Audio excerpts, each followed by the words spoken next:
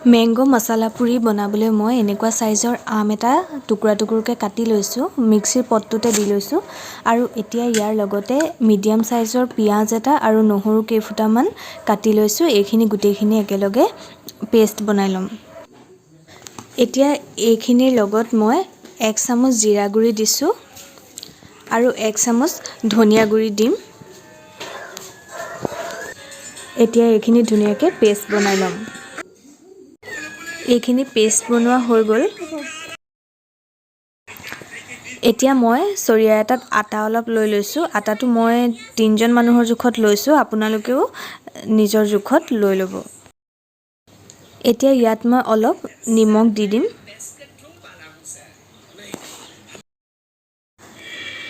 এতিয়া অলপ চেনি ছটিয়াই দিছোঁ এতিয়া এই আটাখিনিত আমৰ পেষ্টখিনি দি দিছোঁ পেষ্টখিনি খালি আপোনালোকে একেবাৰে দি নিদি অলপ অলপকৈ দিব কাৰণ যদি বেছি হৈ যায় তেতিয়াহ'লে আটাখিনি মাৰিবলৈ দিগদাৰ হ'ব আৰু যদি কেনেবাকৈ পেষ্ট অলপ কম হয় তেনেহ'লে অলপ পানী এড কৰিব পাৰে কিন্তু পৰাপক্ষত পানী এড নকৰাই ভাল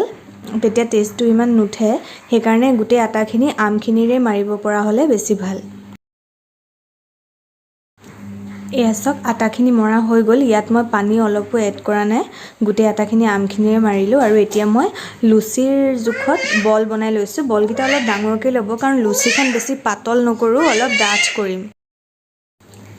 এয়া মই লুচিখন এতিয়া বেলি ল'লোঁ লুচিখন মই ডাঠকৈ বেলিছোঁ বেছি পাতল নাই কৰা আটাটো কিন্তু বিৰাট কোমল হয় সেইকাৰণে বৰ ধুনীয়া হয় লুচিখন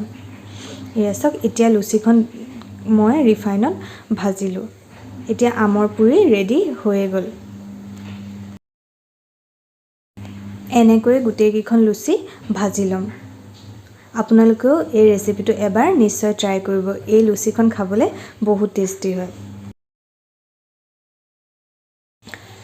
যদি ৰেচিপিটো ভাল লাগিছে ভিডিঅ'টো ভাল লাগিছে তেনেহ'লে মোৰ চেনেলটো সাবস্ক্ৰাইব কৰি দিব তেতিয়া মোৰ নতুন নতুন আৰু ৰেচিপি আহিলে আপোনালোকে পাই থাকিব